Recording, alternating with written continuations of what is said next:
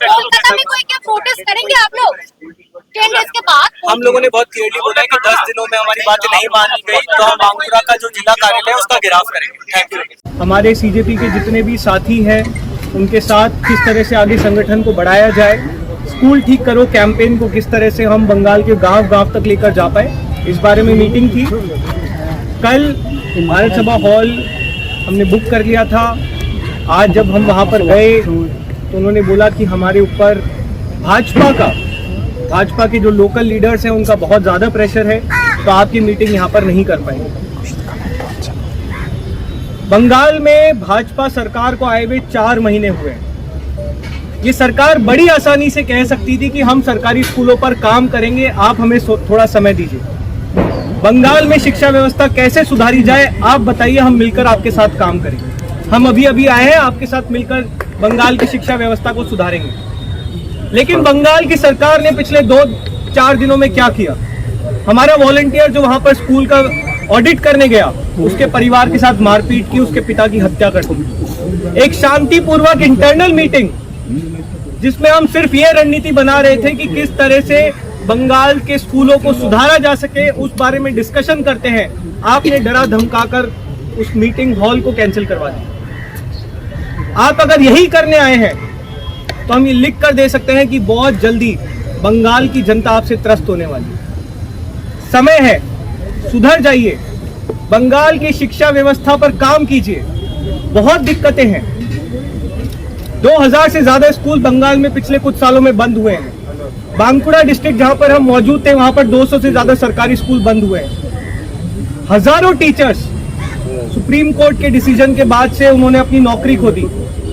एक के बाद एक बंगाल में रिक्रूटमेंट स्कैम्स हुए हैं, पेपर लीक्स की घटनाएं हुई हैं। यहाँ के कॉलेजेस का हाल किसी से छुपा नहीं है, यहाँ की यूनिवर्सिटीज का हाल किसी से छुपा नहीं है। आप लोगों के पास मौका है, या तो आप गुंडागर्दी करिए जैसा कि पूरे देश में भाजपा के गुंडे कर रहे हैं, भाजपा की सरकारें कर रही हैं, या फिर आपके पास मौका है कि आप प्रोग्रेसिवली बंगाल की शिक्षा व्यवस्था को सुधारें। पूरा देश आपकी तरफ देख रहा है और आपकी अगर गुंडागर्दी जारी रहेगी तो बहुत जल्दी बंगाल की जनता को भी आपका सच समझ में आ जाएगा। हम डरने वाले लोग नहीं हैं। आपको जितनी हिंसा फैलानी है, जितनी मारपीट करनी है, जितने लोगों को अरेस्ट करना है आप कर लीजिए। बंगाल की और पूरे देश की शिक्षा व्यवस्था को हम सुधार के रखेंगे।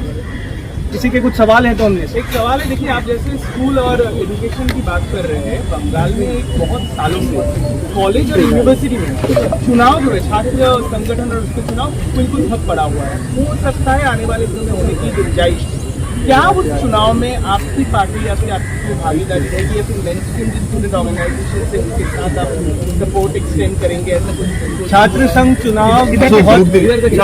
चुनाव बहुत बड़ी दिक्कत है।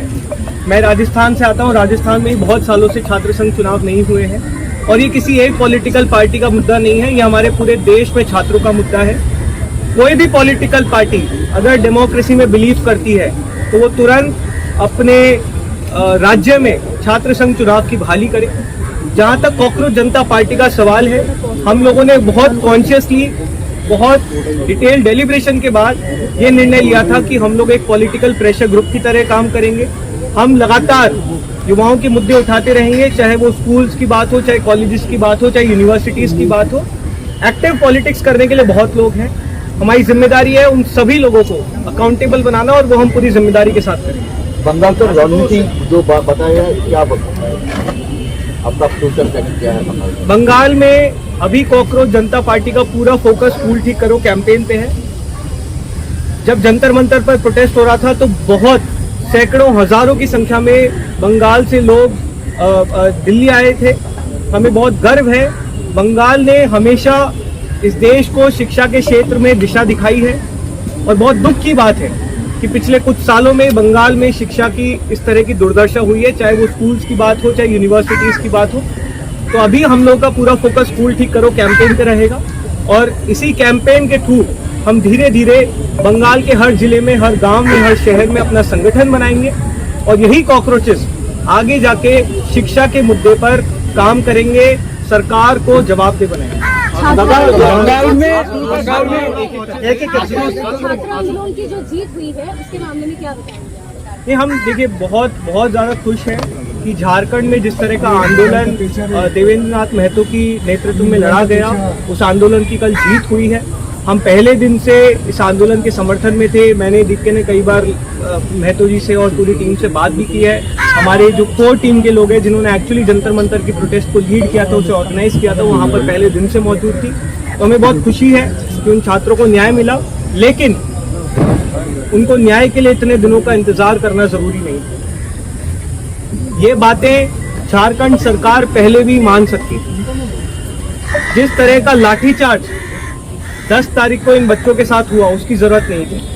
जिस तरह की धक्का मुक्की देवेंद्र नाथ महतो के साथ 15 अगस्त को हुई, उसकी जरूरत नहीं थी। तो हम देश की तमाम सरकारों से, तमाम राजनीतिक पार्टियों से ये कहना चाह रहे हैं कि आप इस देश के युवाओं को, इस देश के छात्रों को हल्के में मत लीजिए। मांगे हैं, जायज मांगे हैं, सालों का दर्द है, सालों के मुद्दे हैं, लेकिन अब आप इन मुद्दों से भाग नहीं सकते। आपको इन मुद्दों का हल निकालना ही होगा। बंगाल में आप जो कैंपेन कर रहे हैं, जो अब्दुल के घर में जैसे आप लोग पहुंचे, उस टाइम आप लोग अरेस्ट हुआ है, तो उसके बाद स्थानीय प्रशासन से कोई मदद मिला? कोई वहाँ पे लोकल पुलिस को पोस्टिंग किया है? वेस्ट बंगाल पुलिस से कोई? क्योंकि ये इंसिडेंट एकदम पूरा वायरल हो गया है, उसके बाद भी कोई नहीं। तो पोस्टमार्टम की रिपोर्ट आप रिलीज कीजिए। आपने अब्दुल का अभी तक मेडिकल क्यों नहीं कराया? आज अभी तक आपने पोस्टमार्टम की रिपोर्ट क्यों नहीं रिलीज की? ये तो हियर से वाली बात हो गई कि वो ये कह रहे हैं, हम ये कह रहे हैं। आप फैक्ट्स पे बात करिए ना। फैक्ट्स क्या कहते हैं? अब्दुल ने एक चीज बताई। अब्दुल बहुत क्लियरली ये चीज कह रहा है कि अस्पताल में भाजपा के गुंडों ने उस पर हमला किया। बहुत सारे वीडियोज है उसके घर पर रिकॉर्ड। अगर आप कह रहे हैं कि नहीं, ये तो नॉर्मल सी घटना थी, तो आप फैक्ट्स बताइए। आप सोशल मीडिया पे किस तरह के ट्वीट कर रहे हैं और अपने आप को बहुत वो बता रहे हैं। आपकी खुद की पुलिस वहां पर गुंडों को संरक्षण दे रही थी। आप इंदस पुलिस स्टेशन के जितने भी लोग हैं, आप उनकी पूरी जांच कराइए इंडिपेंडेंट अथॉरिटी से और पूरा सच देश के सामने आने दीजिए। आप ट्विटरबाजी से ऊपर उठिए।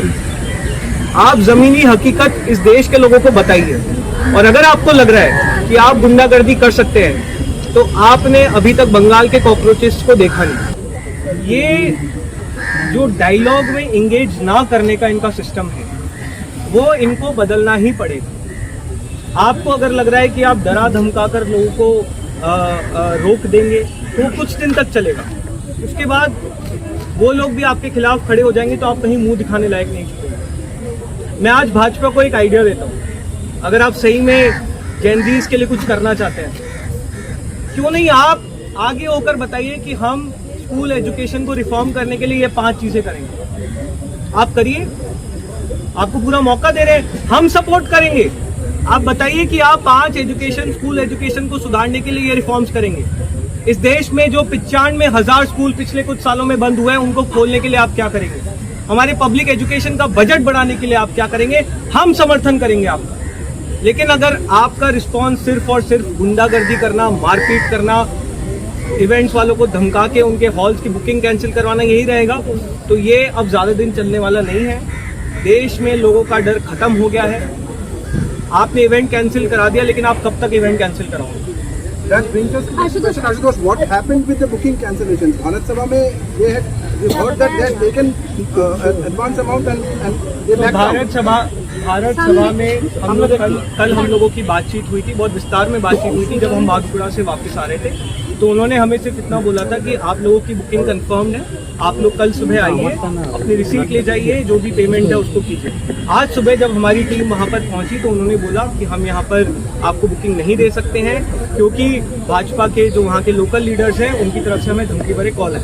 उसके बाद हम लोगों ने 6 और हॉल्स में बात करने की कोशिश की, लेकिन सभी हॉल से हमें सेम रिस्पॉन्स आया कि भाजपा की तरफ से बहुत क्लियर डायरेक्शन है कि कॉकरोच जनता पार्टी के किसी भी मीटअप को आप अपने हॉल में ऑर्गेनाइज नहीं कर सकते। 1-2 नाम बोल सकते हैं हॉल पे, लेकिन नाम में नहीं जाते हैं।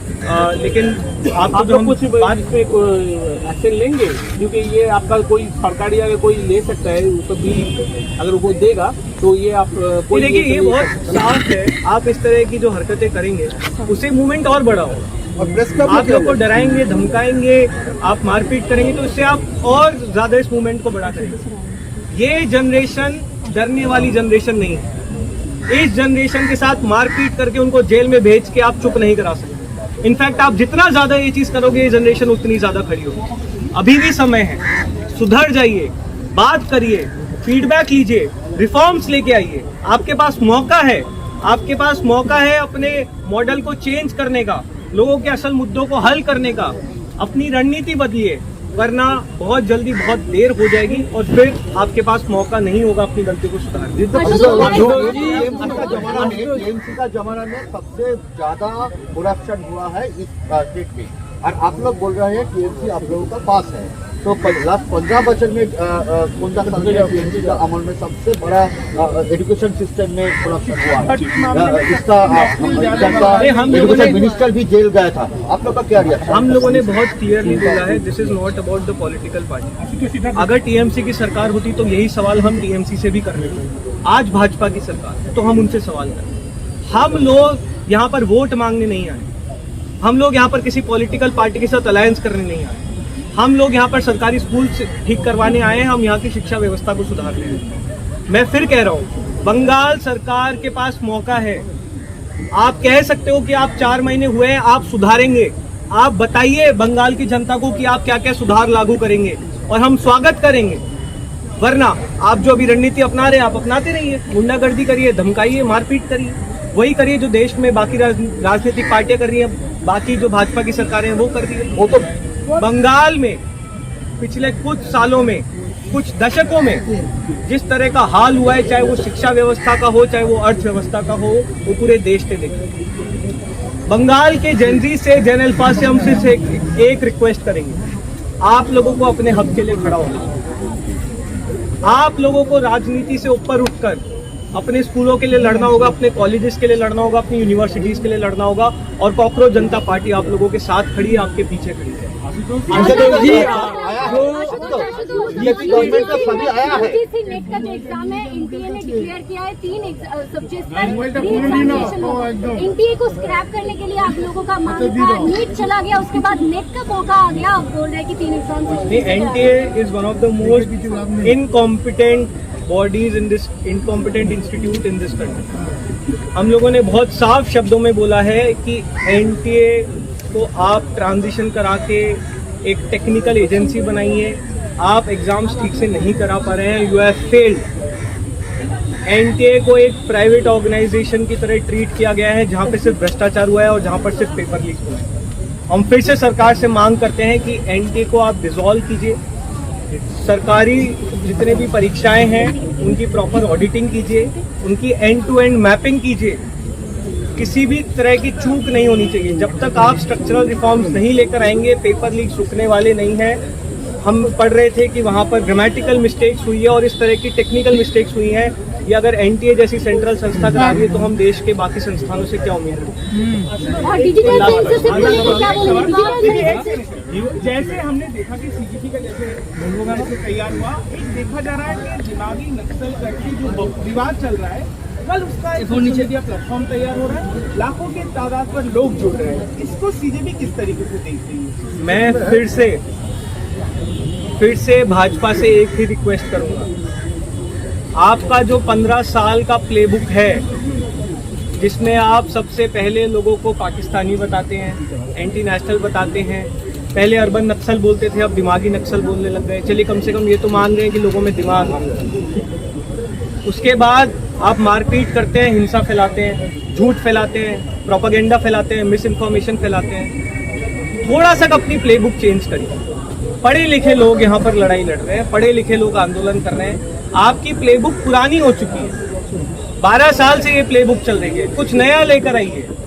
क्यों ना एक बार मोदी जी ओपनली आकर लोगों से फीडबैक ले कि बताओ क्या सुधार करना है, मैं सुधार करूंगा। क्यों ना वो आकर बताए कि किस तरह से इस देश के सरकारी स्कूल वो ठीक करेंगे। आप भी तो हमें सरप्राइज कीजिए। क्यों वो घिसी पिटी प्लेबुक हर साल ले आते हैं, हर मूवमेंट पे ले आते हैं? क्यों आप हर आंदोलन में एक नई कॉन्स्पिरेसी थियरी जोड़ने की कोशिश करते हैं?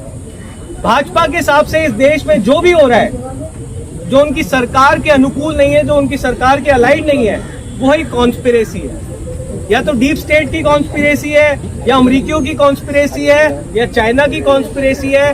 अरे भाई, क्या इस देश में भाजपा के आईटी सेल के अलावा सब कॉन्स्पिरेसी कर रहे हैं? क्या 2014 से पहले ये देश नहीं चल रहा था? तो थोड़ी सी अपनी प्लेबुक बदलिए, लोगों से संवाद करिए। जेन्युइन इश्यूज हैं, जेन्युइन मुद्दे हैं। हम आपसे वोट नहीं मांग रहे हैं, हम मुद्दों की लड़ाई लड़ रहे हैं। साथ दीजिए वरना बहुत देर हो जाएगी। Thank you so much. Ashutosh ji, यहाँ पे बताया गया कि Kiren Rijiju deep state funding, सुनिए, डीप स्टेट फंडिंग जो पार्टीज है उनको क्या बैन कर देना चाहिए, जैसे दिमागी नक्सल्स हो गया? क्या डीप स्टेट फंडिंग जो पार्टीज है उनको बैन कर देना चाहिए इंडिया? डीप स्टेट फंडिंग क्या? डीप स्टेट फंडिंग जो पार्टीज जो आ रहा है, ये दिमागी नक्सल वगैरह वगैरह। अच्छा, आप कह रहे हैं कि वो डीप स्टेट फंडेड है? क्या है? उन्होंने तो बोला है कि वो पीएम केयर्स के फंड से आई है। पीएम केयर्स फंड की एक बार जांच करा के पता कीजिए कि उन लोगों ने फंड किया है क्या। बहुत सालों से उसके बारे में किसी को पता नहीं है, थोड़ा पता कराइए। सीजेपी को भी पीएम केयर्स फंड से ही पैसा मिल रहा है, उसकी ऑडिट करवाइए, सच लोगों के सामने लेकर आइए। ईडी सीबीआई आपके सारे रिसोर्सेज आपके हैं, पता कराइए फंडिंग कहाँ से आ रही है। और ये भी पता कराइएगा कि इस देश में 50-50 करोड़ रुपए लेकर जो सांसदों को खरीदा जा रहा है उसकी फंडिंग कहाँ से आ रही है। इस देश में जो भाजपा ने इतने चमकने वाले हर जिले में जो कार्यालय बनाए उसकी फंडिंग कहाँ से आ रही है, ये भी पता करिए।